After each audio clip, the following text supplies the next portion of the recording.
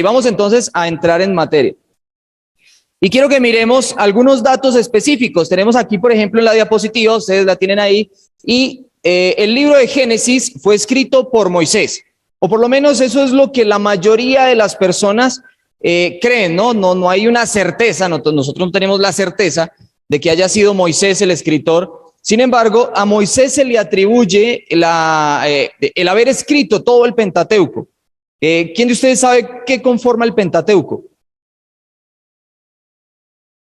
El hermano José Luis. Los primeros 5 libros de la Biblia, muy bien, ¿cuáles son? Muy bien, hermana Johanna, Génesis, Éxodo, Levítico, Números y Apocalipsis, ¿cierto? Deuteronomio, muy bien, eso.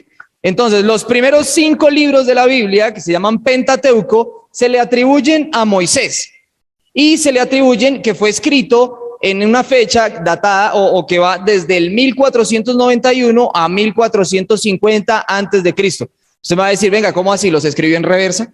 Y no, y es que recuerden que antes de Cristo todo se cuenta hacia atrás y después de Cristo, que es nuestra época, se cuenta hacia adelante, ¿cierto?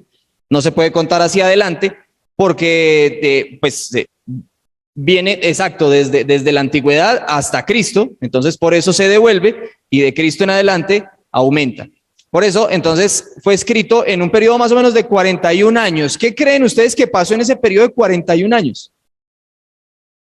No, el Éxodo, sí. 40 años que estuvieron en el desierto. Muy bien, Valentina. 40 años que estuvieron en el desierto y durante su peregrinar por el desierto dicen que Moisés escribió el Pentateuco. Ok. Y también se cree que como Moisés tuvo contacto con Dios, ¿en dónde? En el Sinaí. No, yo voy a terminar la clase, esta gente sabe mucho. Como Dios tuvo contacto con Moisés en el Sinaí, entonces se cree que Dios mismo le contó toda la historia desde la creación a Moisés en el monte de Sinaí. Pero pues eso es lo que creen los críticos, ¿no? Y como no estamos viendo críticas, sino historia, entonces lo vamos a dejar ahí. Para nosotros, o para la mayoría de críticos o de personas, creemos que Moisés fue quien escribió el Pentateuco. Ok, y pues el primer libro que es el Génesis. Ok, es el primer libro de nuestra Biblia y de la Tanakh. ¿Qué es la Tanakh? Los tenía que corchar en alguna también, porque es que también respondiendo todo. La Tanakh es la Biblia hebrea, digámoslo así. Tanakh son las iniciales, por ejemplo, la T, que quiere decir Torah, que Torah en hebreo es ley, la N, que es de los Neviín, que Neviín es profetas en hebreo, y la K, que es de Ketuvim, y Ketuvim son escritos o escritura en hebreo. Entonces sería la Torah, los Neviín y los Ketuvim, es decir, la ley, los profetas y los escritos. Esa es como la Biblia hebrea, digámoslo así, el libro sagrado hebreo. Y el Génesis también es el primer libro de la Tanakh. De esa manera empieza. Ahora, abajo ustedes ven que tenemos 2 cosas escritas. En unas cosas hay todas extrañas que no sabemos qué es. Y la primera es Génesis y su escritura en griego. Por eso se llama Génesis, porque deriva del griego, que es comienzo o inicio, ¿sí?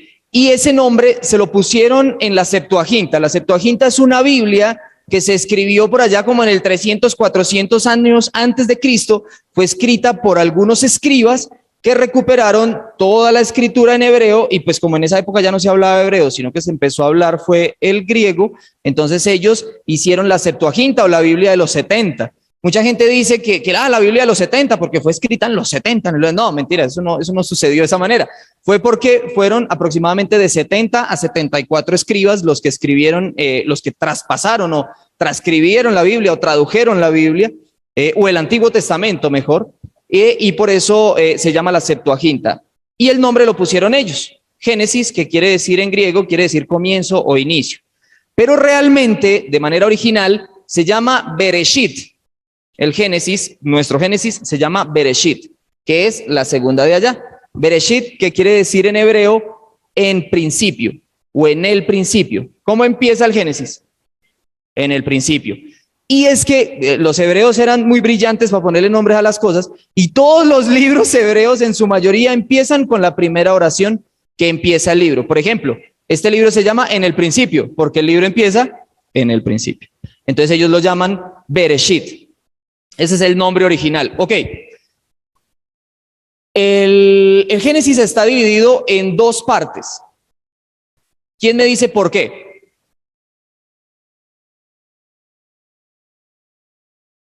Tenía que corcharlos. Yo sabía que tenía.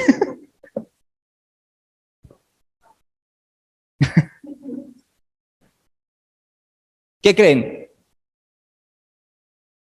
El inicio y la era patriarcal. Muy bien, hermana Sandra. Del capítulo 1 al capítulo 11, nosotros tenemos la historia de la creación, ¿cierto? Toda la historia de la creación, el crecimiento de la humanidad, la pelea del hombre con Dios, el diluvio, tenemos todo eso, la torre de Babel y hasta ahí llegamos, ¿cierto? Y de ahí en adelante sigue Abraham. Abraham después, Isaac después, después, ¿quiénes? No, no. De Moisés, el Éxodo, exacto, sí. Ok, entonces, tenemos una división en el libro de Génesis. ¿Cuántos capítulos tiene Génesis? 50. Y ahí no hay que ir a Baxter para saber eso, entonces, con su Biblia usted lo sabe. 50 capítulos y la división está en el capítulo 11. Hoy nos vamos a dedicar única y exclusivamente a los primeros 11 capítulos. ¿Sí? Solo esos primeros 11 capítulos, así que sirvan cafecito, prepárense, nos van a dar aquí las 10 de la noche. Ok, una de las palabras más importantes de Génesis es la palabra bendición, y aparece muchas veces. Mire que cuando Dios hace algo, Dios crea algo, Él dice, ok, voy a crear los peces, y dice, y los bendijo, y los dejó para que se multiplicaran en el agua, ¿cierto? Crea al hombre y los bendice, y les dice, multiplíquense. Y crea cualquier cosa y la bendice. Y hace algo y bendice, y bendice. Después más adelante agarra a Abraham y lo bendice. Agarra a Isaac y lo bendice. Agarra a Jacob y lo bendice. O sea, la palabra más importante del Génesis es la bendición. Es una palabra clave. En el Génesis capítulo 1, versículo 28, ¿quién lo tiene ahí a la mano?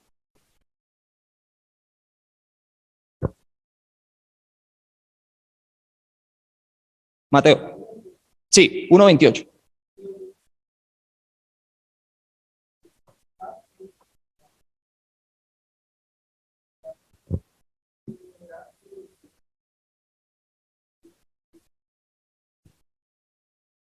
Muchas gracias, Mateo. Y los bendijo y les dijo que se multiplicaran. Y mire lo que dice el 12:2. Le dice a Abraham, y haré de ti una nación grande, y te bendeciré y engrandeceré tu nombre, y serás bendición. Todo como multiplicación. Dios, desde el principio, Dios está bendiciendo al hombre, ¿cierto? Está metido con el hombre, dándole una bendición y diciéndole, van a crecer, van a ser grandes, los voy a multiplicar, van a ser muchos. Se me perdió, ya. Ok. Entonces, ahí viene la creación. ¿Quiénes saben? Ay, no, espere porque me van a hacer trampa. ¿Quiénes se saben de memoria los días de la creación? ¿Cuántos días fueron la creación? ¿Cuánto se demoró Dios en hacer la creación? 6, muy bien. ¿Y qué pasó el primer día? ¿Hizo la luz? Día y noche, muy bien. Bien, Alvarito. Segundo día.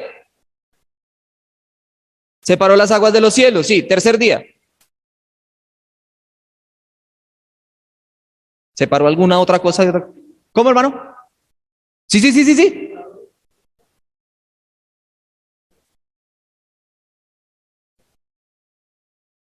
Listo, bien. Tercer día. Cuarto día. El sol, ¿y qué más? Y las estrellas y la luna, muy bien. El quinto. Los peces y las aves. En el sexto. A Adán, los animales y a Eva, ¿cierto? Y en el séptimo, descanso. Ok, listo. Mire que es bien fácil cuando, digamos, en la escuelita dominical, mire que está bien fácil que usted lo puede rellenar, ¿cierto? Entonces, vean, el día primero él hizo la luz y la oscuridad, ¿cierto? En el día segundo dice que hizo el cielo y el mar, ¿cierto? En el tercero hizo la tierra y las plantas, ¿cierto? Y los otros 3 días es puro relleno. ¿Qué hizo en el cuarto? Pues rellenó lo que hizo en el primero. Entonces le puso el sol y la luna. En el quinto rellenó lo que hizo en el segundo. Le pone los peces y las aves. Y en el sexto rellena lo que hizo en el tercero. Es decir, que pone los animales y a los hombres. ¿Sí que está bien fácil? Si uno se memoriza los 3 primeros días, los otros 3 primeros ya son fáciles porque es solamente rellenar lo que él ya había hecho. Ok, esto es bien importante. Crea los 2 primeros humanos. Esos 2 primeros humanos se llaman Adán y Eva. Muy bien. Adán, que es este primer nombre que tenemos aquí a la izquierda, que tenemos a la izquierda de la diapositiva, Adán, que así se escribe en hebreo, quiere decir ¿qué? No. ¿Qué quiere decir Adán? Eso lo dice la Biblia.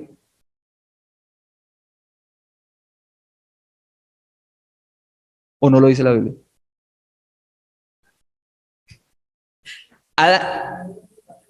Adán quiere decir humanidad. Humanidad quiere decir hombre, o también es el nombre de Adán. Pues a él le puso como nombre propio Adán. Sin embargo, Adán quiere decir humanidad. Y eso tiene un trasfondo esa palabra, pero pues no la vamos a tocar ahorita. Una palabra, es un trasfondo hebreo muy profundo. ¿Qué quiere decir sangre? ¿Qué quiere decir polvo? Que habla de Dios, que habla del primero, que habla de creación, habla de perfección, todo dentro del mismo nombre, pero pues no es el tema ahorita, ¿cierto? Y el segundo nombre, el que tenemos a nuestra derecha, dice Javá, ¿cierto? ¿Y qué quiere decir Javá? ¿Qué creen ustedes que qué es? Eva, muy bien. Y Javá en hebreo es vida o viviente. Por eso Eva es considerada la madre de los vivientes. Por eso se le pone ese nombre, como la madre de los vivientes. Hay algo bien importante y es que vamos a estar leyendo, por ejemplo, el 1:21. El que lo tenga lo puede leer, porfa.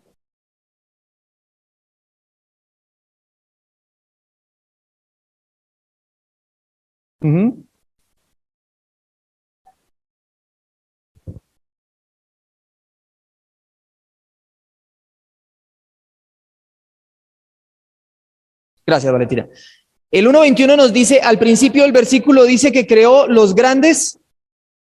¿Cuáles son los grandes monstruos marinos? Las ballenas, los tiburones, los cachalotes, los pulpos, sí, todas esas cosas grandotas, ¿cierto?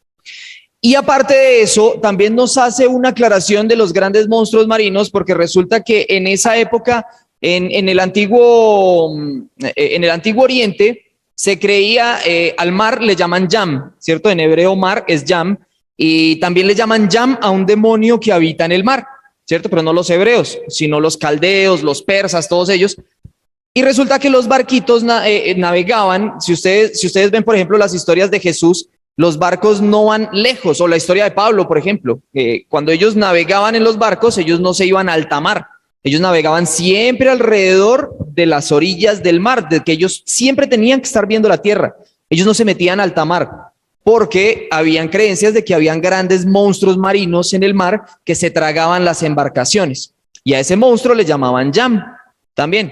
Entonces el miedo era que Yam se los tragara. Pero mire lo que dice este texto en el 1:21, dice que Dios creó los grandes monstruos marinos. Y es como para decirle a todas esas personas alrededor de la cultura hebrea, y les dice, ok, ¿usted le tiene miedo a eso?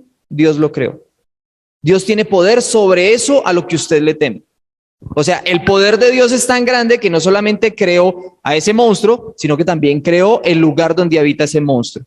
¿A ustedes no les da curiosidad cuando están parados enfrente del mar y ven esa inmensidad que con sus ojos usted ya no alcanza a ver nada más sino solo agua? Pues ahí se ve reflejado el poder de Dios. Algo así era como decirles a ellos que Dios había creado los monstruos marinos o ese monstruo marino al cual ellos le tenían miedo.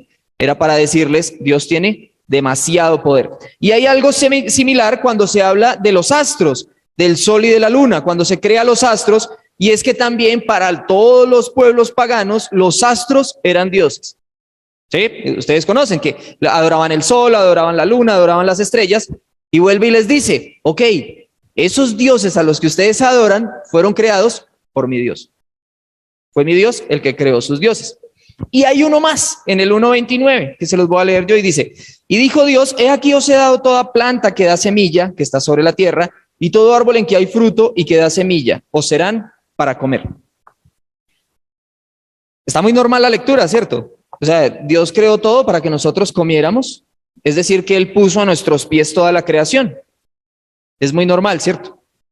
Pero para la cultura antigua no lo era, porque para ellos la creencia era que los dioses, hablemos de Marduk, por ejemplo, o hablemos de Osiris, por ejemplo, de acuerdo a las culturas, ellos creaban al humano para que fueran servidumbre de los dioses. Ok, usted va, cultiva y me trae esa comida porque yo la necesito. Usted tiene que traerme ofrendas, usted tiene que traerme sacrificios, usted tiene que ir y trabajar y traerme cosas a mí. En cambio, Dios dice, yo a usted lo creé y creé todo esto para que usted lo disfrute. Usted no va a ser servidumbre mía. Usted va a ser mi niño consentido. ¿Sí ven cómo es un poquito más profundo de lo que creemos? No es tan por encimita. Entonces, Dios, o por lo menos el escritor del Génesis, le estaba mostrando a los pueblos paganos de alrededor y les estaba diciendo, mi Dios es totalmente diferente a su Dios. Es totalmente diferente. No es igual a sus dioses. Ok, vamos a continuar. Esta imagen, ¿quién la reconoce? Me suena. ¿Quiénes son? Adán y Eva. Comiéndose una manzana. ¿De qué color era la manzana? Roja, azul. Era una manzana azul. Ok. Bueno, ¿por qué creen ustedes que sale una serpiente?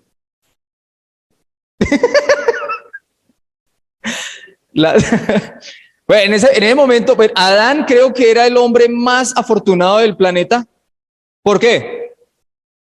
Porque no tenía suegra, ¿cierto? Ok, el hermano dice que la suegra. No, bueno, ok, la serpiente.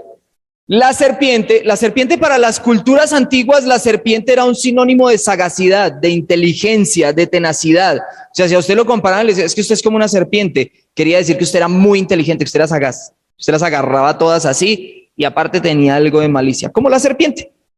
Todas las serpientes, usted se da cuenta que la serpiente no es tonta. Si la serpiente sabe que no puede ganar una pelea, no la enfrenta, se va. ¿Cómo dice Mateo? Prudentes como palomas y astutos como serpientes. Para esa cultura, las serpientes eran astutas. Entonces, ¿qué mejor que comparar a Satanás con una serpiente? Ahora, si usted no me cree que ese es Satanás, le voy a pedir a alguien, la Biblia más rápida del oeste, que busque Apocalipsis 12:9. Apocalipsis 12:9. Apocalipsis 12:9. En Apocalipsis 12:9 está.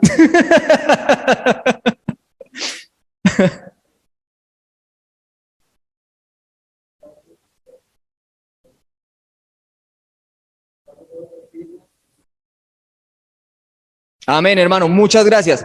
La serpiente antigua, que también es llamada el gran dragón o diablo y Satanás, ¿cierto? Miren cómo está haciendo la comparación. Le dicen la serpiente antigua. ¿Cuál es la serpiente antigua? Esta serpiente, ¿cierto? El gran dragón, Satanás, el diablo. O sea, prácticamente ya nos están contestando esta pregunta. ¿Quién fue el que tentó a Eva? Satanás, directamente, ¿cierto? Él fue el que llegó a tentar a Eva. Bueno, y el fruto, ya dijimos que era una manzana azul, ¿cierto? Era la manzana de la bella durmiente, ¿no? Nosotros creemos que es una manzana, ¿cierto? Muchas veces a nosotros nos dicen, no, es que el fruto es la manzana, el fruto prohibido es la manzana. ¿Cuál era el fruto? No dice, muy bien, no dice. La Biblia no nos dice cuál era el fruto, no nos dice qué fruto era. Puede ser una papaya, ¿qué vamos a saber nosotros? Una sandía, de pronto, un kiwi. No sabemos qué fruta era. Sin embargo, también muchos estudiosos de la Biblia hablan de fornicación o de relaciones sexuales. Dice, es que cuando ellos comieron la fruta fue porque sostuvieron relaciones sexuales. Y ahí fue cuando su venda cayó porque ellos pecaron. ¿Les parece que es creíble la versión? ¿Por qué?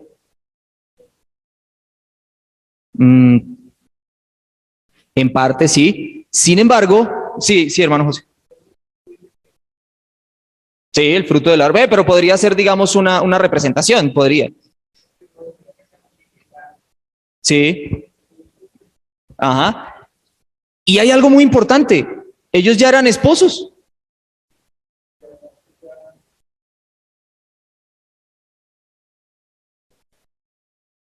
No, no habían sido, ahí, hasta ahí ese momento no habían sido expulsados. Ellos estaban ahí en el Edén.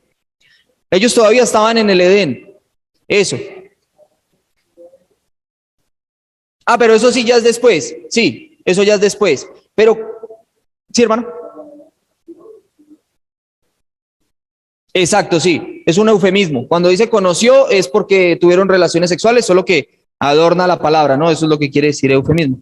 Pero en este caso, todavía no habían sido expulsados. Eva comió la manzana, dice que se la llevó a Adán. Adán también comió, fueron abiertos sus ojos y uy, se dieron cuenta que estaban desnudos. Y fueron y se escondieron y después llegó Dios y toda la cosa. Y entonces ellos dicen, no, es que porque sostuvieron relaciones sexuales. ¿Y cuál era el pecado? Ellos eran esposos en ese momento. Lo que están diciendo los hermanos, les dijo, multiplíquense. ¿Cuál era el pecado? Entonces no habla de eso. Más bien lo que puede estar representando, y es que no tenemos la certeza, es que Dios los castiga por la desobediencia. Independientemente de lo que haya sido, si fue un fruto, si no fue un fruto, si fue por una mentira, si fue por lo que haya sido. Dios está castigando la desobediencia de la mujer y posteriormente la desobediencia del hombre. Porque los dos tenían en claro que no podían hacer eso que Dios les dijo que no hicieran. Sin embargo, ellos fueron y lo hicieron, sin importarles las consecuencias. Exacto. Y aparte, porque con eso le estaban demostrando a Dios, yo no dependo de usted, yo me mando solo. ¿O no castiga acaso usted a su hijo cuando su hijo hace lo que quiere? Usted le dice, no lo haga, y él más rápido va y lo hace, y antes lo mira a uno como desafiante. ¿No, no le ha pasado? Que lo miran a uno como desafiante y va y dice, no coja eso, y entonces antes va y mira y coge. Y como, dígame algo. ¿No les ha pasado?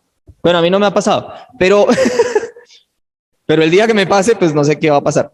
Sin embargo, yo pienso que, o bueno, yo pienso no.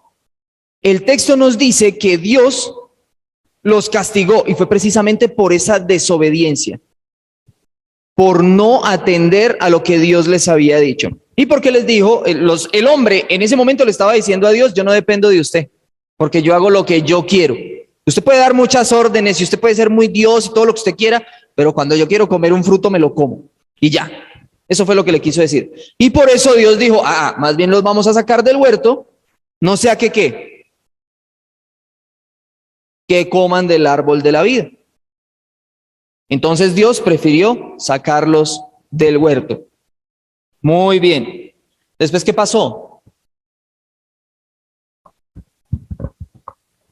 Eso. Entonces ahí sí, dice que Adán conoció a Eva, ¿sí? Es decir, que tuvieron hijos y tuvieron primero a Caín, que era el mayor, después tuvieron a Abel.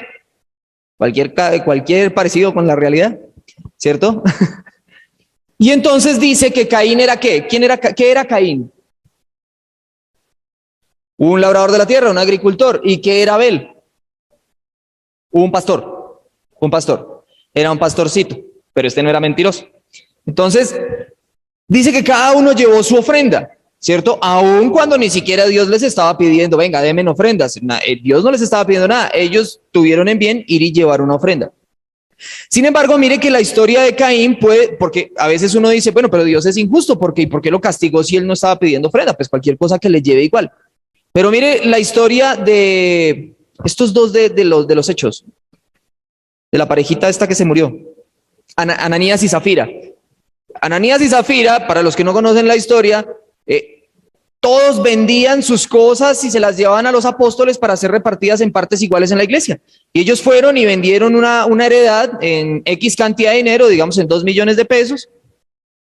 Y después qué casa más barata. Ellos vendieron una casa en 2 millones de pesos, digamos, y concertaron entre ellos y dijeron, vamos a decirle a los apóstoles que eso valió solo 1 millón. Y les llevamos 1 millón y nos quedamos con el otro millón. Y cuando hicieron eso, el Espíritu Santo le habló a Pedro y le dijo, y Pedro le dijo a Ananías, le dijo, ¿por qué lo hace? Si se hubiera quedado con la plata igual no era suya. ¿Por qué le miente a Dios? ¿Por qué le miente al Espíritu Santo? Y cayó muerto. Y al ratico llegó la esposa, cuando ya no estaba su esposo ahí, ya se lo habían llevado, y entonces Pedro le preguntó, venga, ¿en cuánto vendieron? No, en 1.000.000. ¿Por qué? ¿Por qué se juntan en hacer lo malo? Y también cayó muerto. Entonces no es tanto porque Dios sea injusto y porque el tema de si no está pidiendo ofrenda, entonces ¿por qué lo castigó? Sino es el corazón. Si no la quiere dar, no la dé, pero no la dé sin ganas, no la dé por darla o no la dé por envidia. Seguramente él, al ver que Abel llevó una buena ofrenda, pues él dijo, yo también tengo que llevar ofrenda, pero no la llevo de corazón, sino que la llevo por llevarla.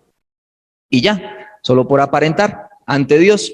Y como nosotros sabemos, pues Dios conoce los corazones y entonces para Dios no fue agradable la ofrenda de Caín. Entonces Caín se llenó de envidia y mató a Abel. Eso ya todos ustedes lo saben, ¿cierto? Eso lo aprendimos en la escuelita dominical. Él mató a Abel, fue el primer asesino. Y de ahí en adelante, entonces, tenemos el primer asesino, tenemos la primera persona malvada de la historia bíblica. Y Adán y Eva tienen a un hijo llamado Set. Muy bien. Tienen a un hijo llamado Set. Miren que tenía yo aquí un datico. Yo no sé si ustedes saben qué diferencia hay entre asesinato y homicidio.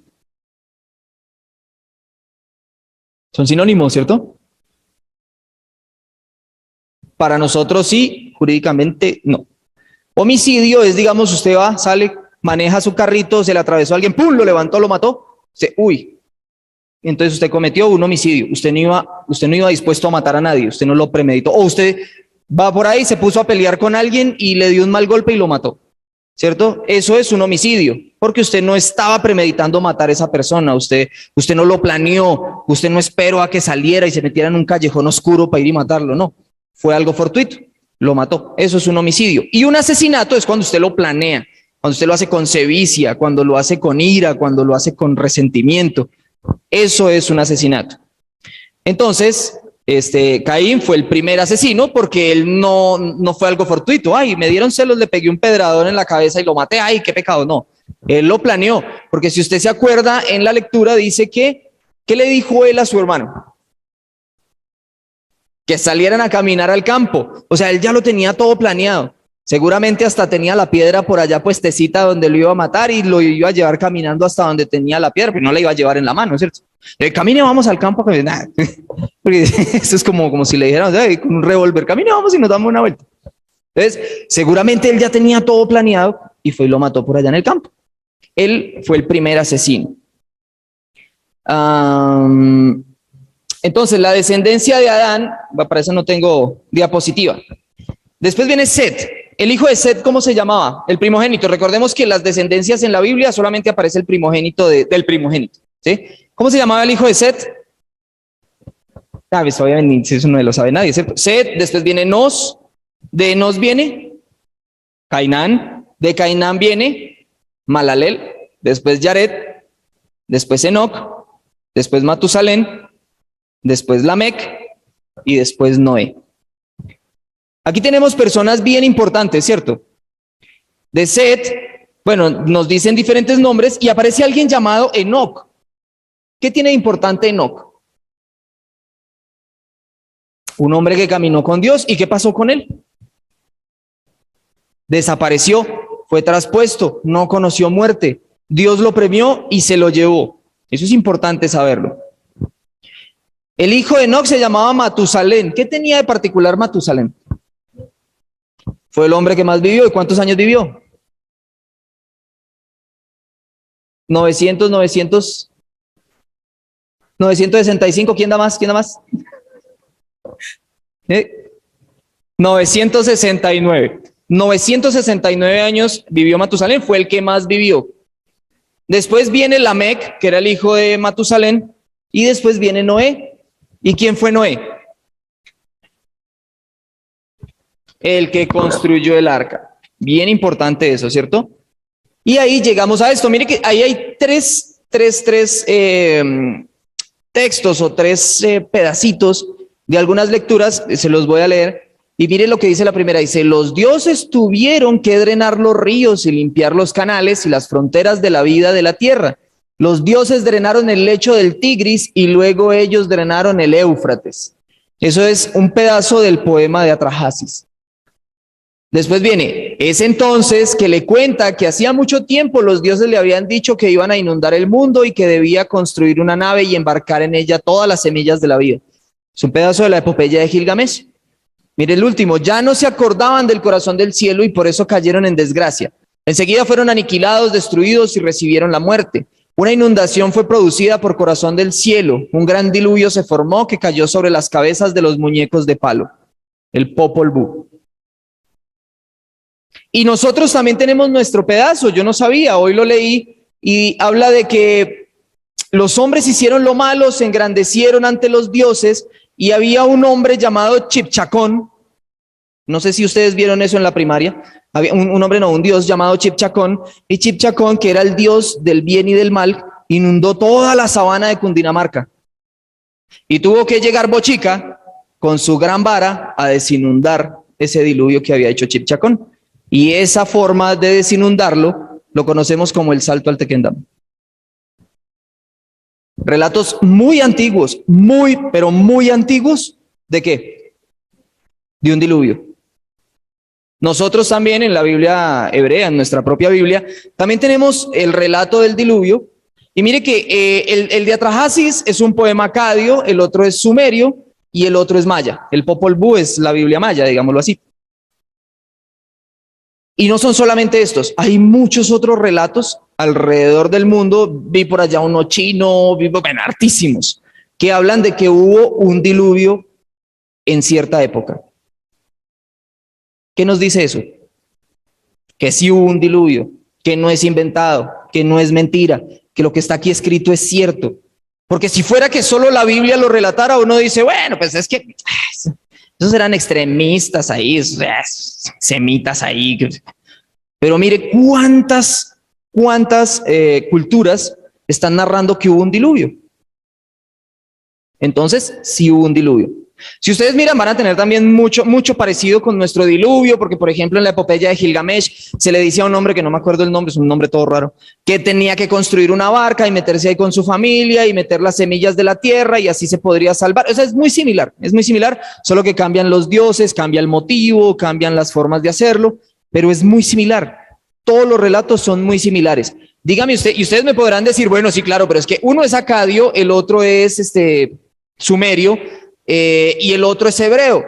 Pues eso está ahí al ladito, ¿no? Eso es como decir que un relato es ecuatoriano, el otro es venezolano y el otro es colombiano. Pues eso están ahí al lado. Bueno, ¿y qué me dice usted del Popol Vuh, que fue escrito en Guatemala? ¿Qué conexión tenían los hebreos con los guatemaltecos? Está cerquita, ¿cierto? Está bien cerquitica. ¿Qué conexión tenían ellos con los chipchas? Si no, llegó un hebreo y dijo, venga, invéntese una cosa ahí con los dioses suyos ahí de Cundinamarca y tan, y meta el cuento. Entonces, eso lo que nos dice es que realmente el diluvio sucedió y que, bueno, la Biblia nos está contando la verdad.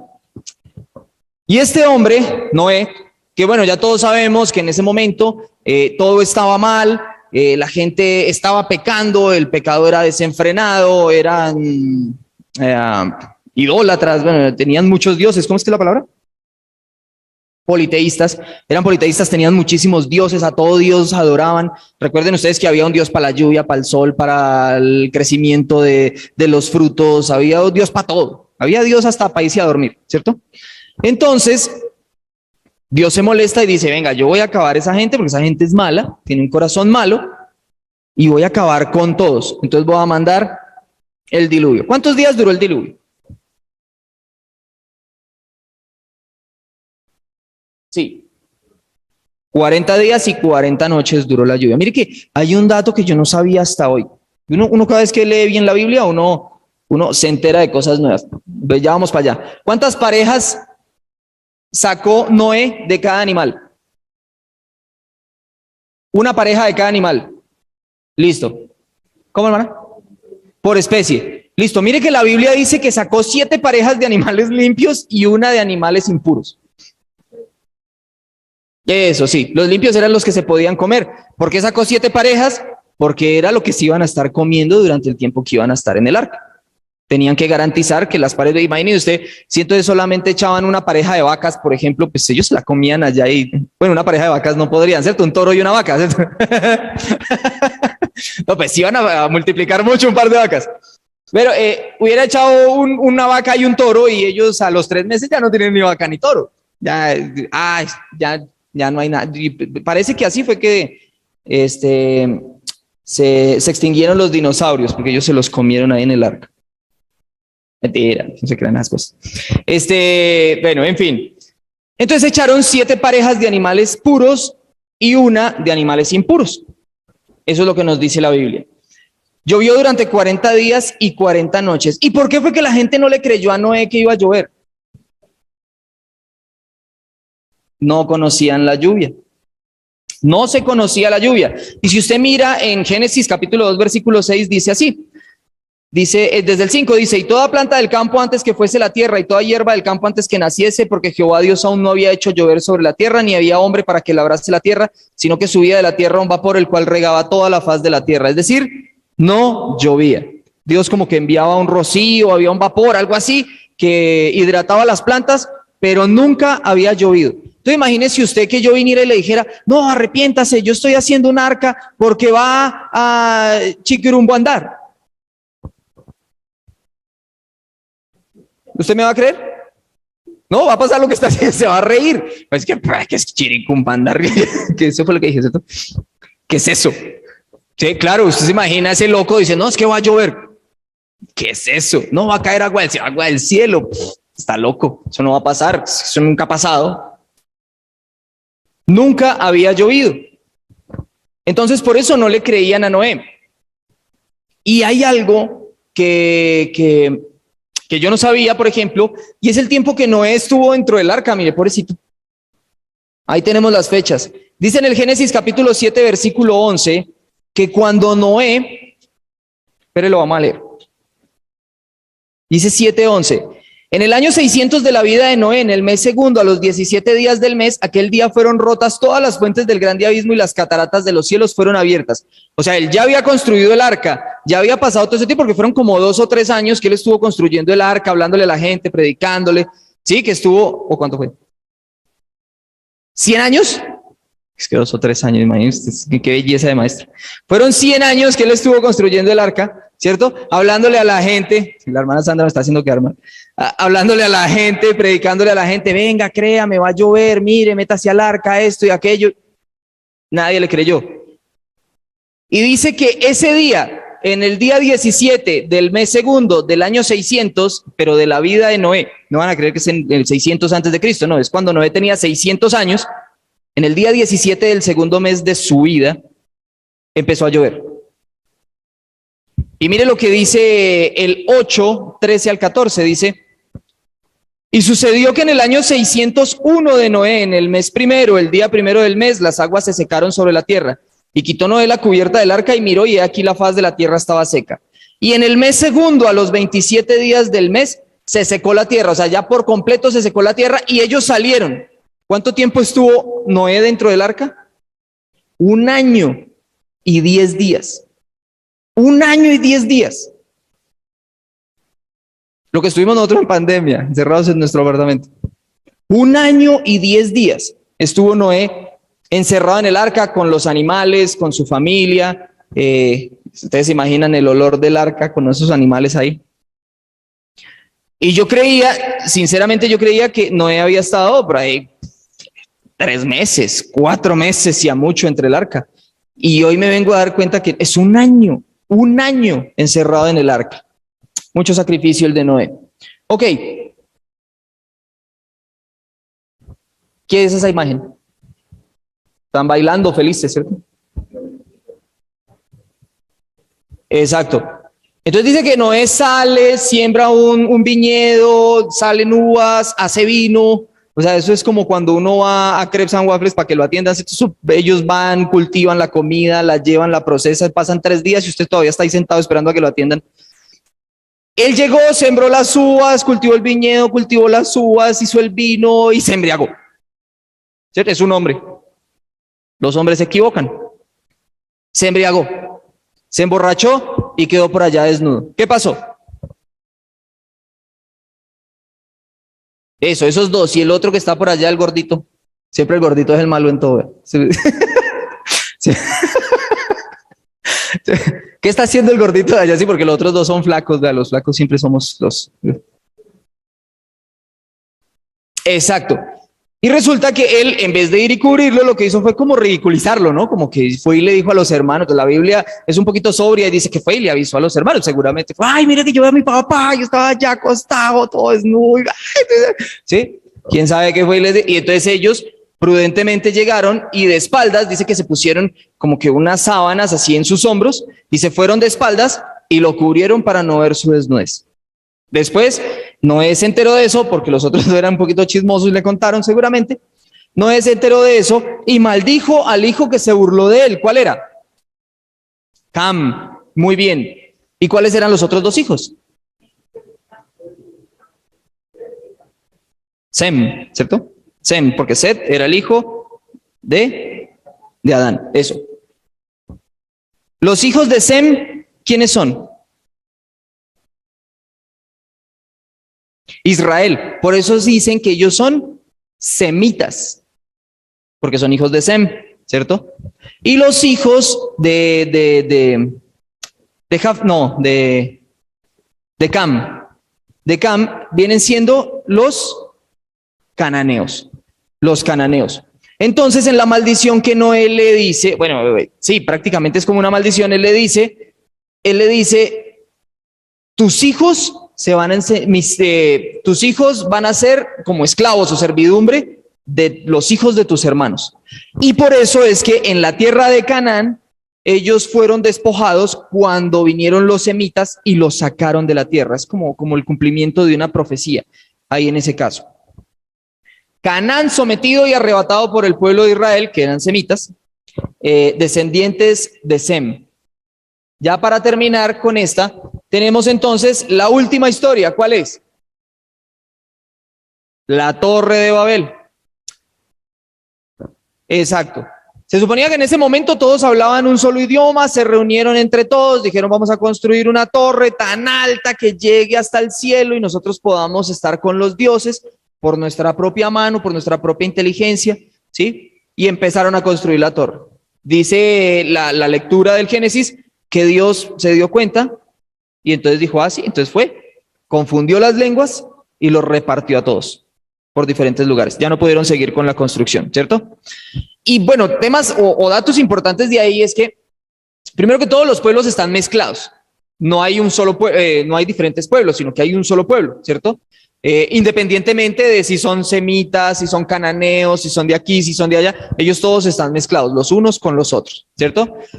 El otro tema es Babel. Babel queda en Babilonia, en la ciudad de Babilonia, que quiere decir puerta de los dioses. Y eso era precisamente lo que ellos estaban buscando, supuestamente llegar hasta el cielo, ¿no? Para poder encontrarse con los dioses.